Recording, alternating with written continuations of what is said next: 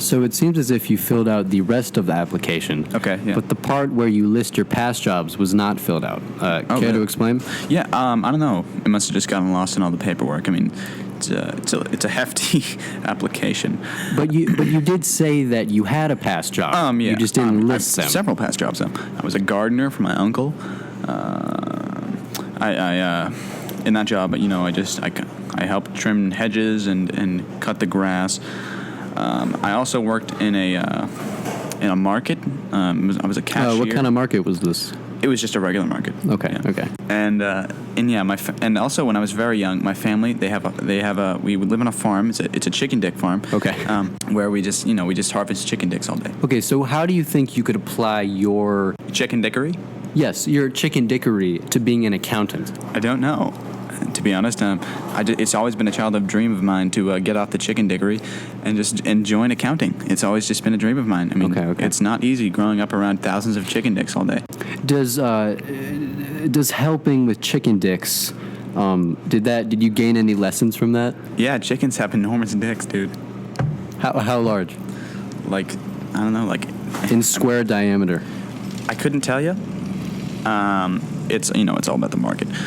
If we told you about how big our chicken dicks are, then like the competition would get like an edge. Oh, I understand. It's a big market. Yes, it is a big market. It's an enormous throbbing market. I need statistics. You can't really talk about the market because there's the macro market. Markets competing against each other. Is there also a micro market? You know it. Economics plug. Yeah. And now we go to the introduction. It's the bean. It's the bean, everyone. Yes, this is us. We are live from a Lowe's. Yeah. Feeling a bit out of my element. Yeah, same here. We're sitting by all of the toilets. It seems as if a lot of people feel the need to just sit on the closed toilet to test them out. Yeah. Yeah. Do you care for that stuff, Tommy? It's definitely interesting. I don't particularly like taking craps in the wide open of a department store. Well, I don't think they're actually going to the bathroom. They're just like simulating the experience. My mom does. All right, moving on. We have to discuss something. Recently, we had someone on the podcast called Parker Caswell. Yes. And due to extreme audience feedback, we had to fire him. Here is the exact audio from that moment. We're firing you. Okay. And that was hard for me. I know it was hard for him. I mean, he had a lot of strong, passionate thoughts on a multitude of topics, most of which involved Tommy being ostracized, really. Yeah. If he came back, what would you make his position? Probably the janitor. We do have a lot of janitors. It seems as if a former janitor walked by in our Lowe's. We're done. Now it is time for one of our favorite additions on the podcast, Tommy Reviews. And today, what are you reviewing, Tommy? Get that breath out.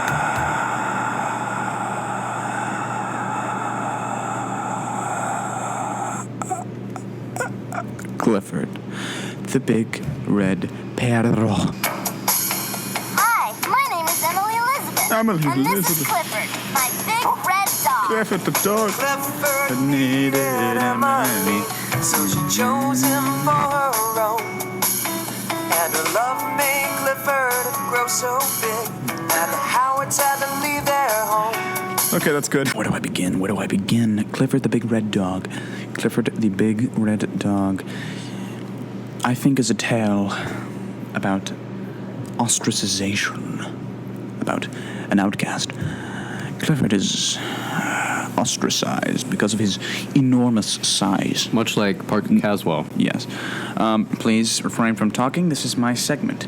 Okay, so Clifford, he's a big red dog, but he didn't always used to be that way. If you see the opening sequence of every episode, it shows him as a tiny little puppy in a little shoebox. Emily Elizabeth cares for him, but for some reason, one day the government decided to conduct growth hormone tests upon Clifford, leaving him 20 feet in height on all fours, frothing at the mouth. extreme mental disability. In fact, most dogs ignored Clifford, except for two friends. One of them, T-Bone. T-Bone is an exquisite character. T-Bone embodies the black culture of America. T-Bone is the foil for Clifford, as he is very small and he's yellow and blue rather than red.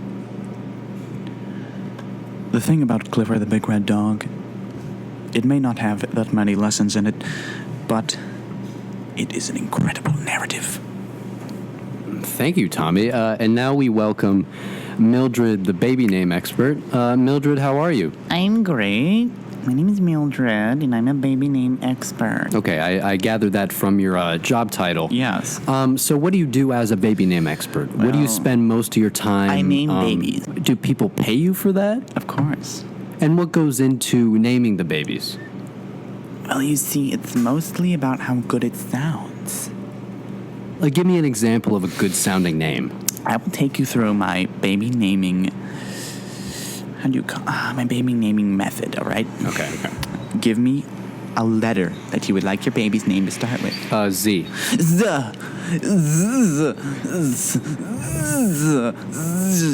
I'm coming up. You sound like a baby. Zachariah.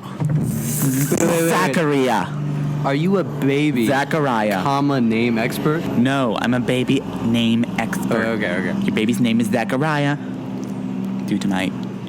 What happens if I don't name my baby Zachariah? Then you have to pay me double because I worked for nothing.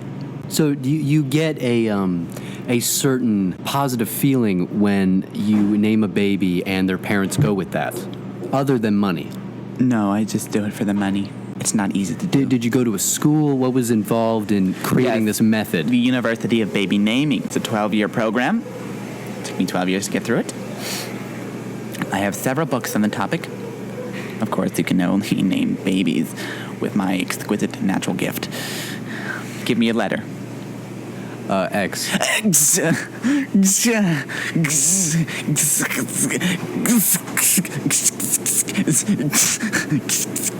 Xander. What is going on in your mind when you create that name? Are you having any palpitations? You see, my gift allows me to completely forget the entire process. I only meant to see the beginning and the end of my process. Sometimes these processes, when it's on a real baby and not just a pretend one, sometimes these processes, they can take up to weeks. One time, it even took me 3 months to name a baby. Do you make this sound during the entirety of the process? What sound? What? It seemed as if when you were naming them, you would draw out the sound that the letter makes. That's absurd. That is absurd. I can't believe you would make fun of me. This is a very exclusive gift. Can you name another baby for me? What would you like the letter? B.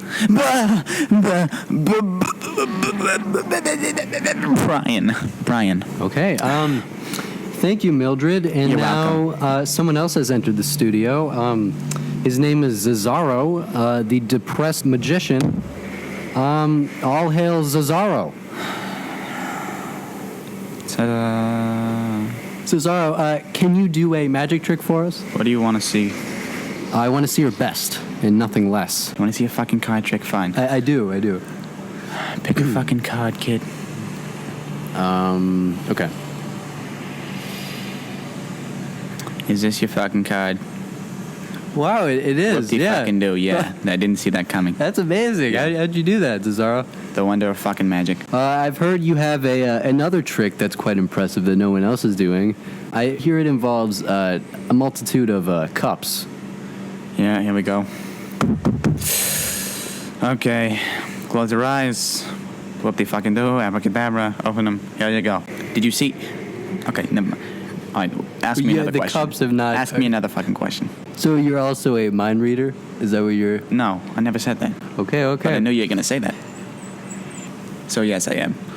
All right, what am I thinking I crack myself up sometimes, right? but sometimes I make myself cry. It ain't easy being a magician in central New Hampshire. What am I thinking right now? You're thinking about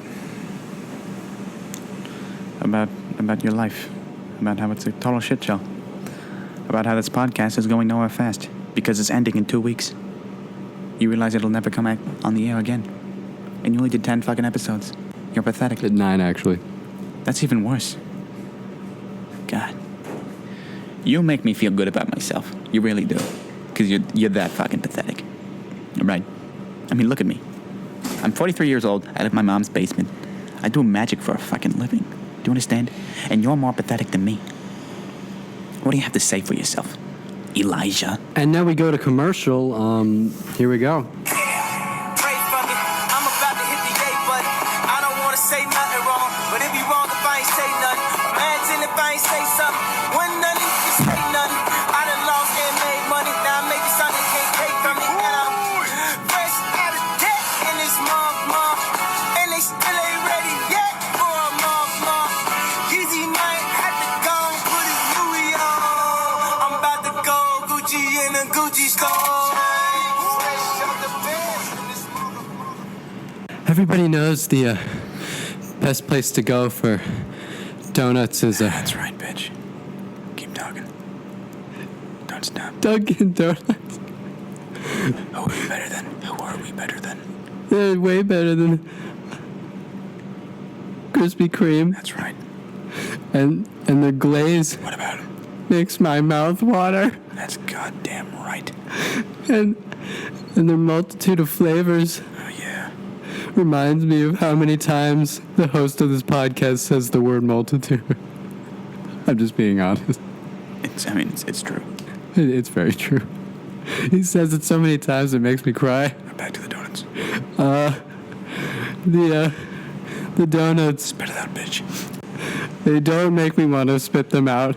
That's right. And when I have them, I think of how healthy they're making me.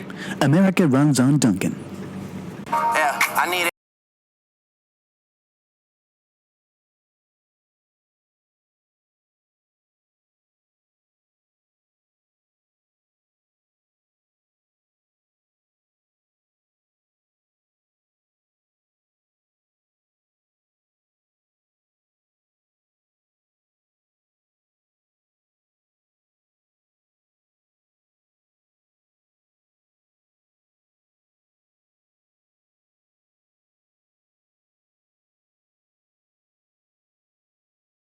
Classy song. Yeah, not in a prostitutional way. We back on the bean. Yep. And now it seems like they are cleaning up at Lowe's. One of the many setbacks of recording a podcast in Lowe's. Yeah, I mean, someone shit on one of the toilets. I mean, how you know? I mean, you gotta like power. You gotta like power surge. The amount of times they must have to do this a day, how can you not shit on that toilet? I mean, Yeah. it's just waiting for you. Luxury. And now someone has joined us. You are the spokesperson for... I'm a spokesperson for the Mitsubishi Electronics Industry. Yes, which is strange for me because Mitsubishi is a Japanese company. Yeah, electronic but you industry. sound Swedish. I do not sound Swedish. So where were you born then? I was born in Swedish. In the language or the Sweden? I was born in Kyoto. Can you say that in English? Kyoto. And now it's a segment we like to call Saying Funny Words with the Mitsubishi Electronic spokesperson. The first word for you is bagel. I don't think there was a D. I just said bagel. What are you talking about? The next word right here is strawberry bungaloo. A strawberry bungaloo. Can you say the word dreith? Repeat, please. Dreith. The official definition, just to give you context, is a car that will not start. Thank you. And now, Tommy, welcome back to the studio. Thanks. How was your time outside? Ignoring that. Now, Tommy, I believe you are a fan of Kurtis Blow. No, it's Curtis Rose. Kurtis.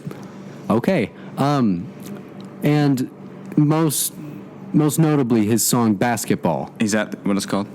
Yes, that what it is. That is what it is called. Getting a bit tongue-tied there, Eli. I am. Uh-oh.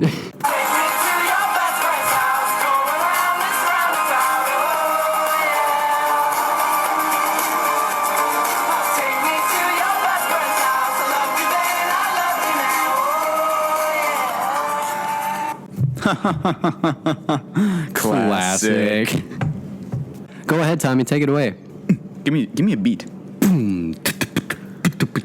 Basketball is my favorite sport. I love the way you dribble up and down the court. It's like I'm the king of the microphone, like Dr. J and Moses Malone. Like slam dunks that take you to the hoop. My favorite play is the alley-oop. I like the pick and roll. I like the give and go. Basketball and Mr. Kurtis Rose. Basketball. We're playing basketball. That's great. And that is it for the bean. The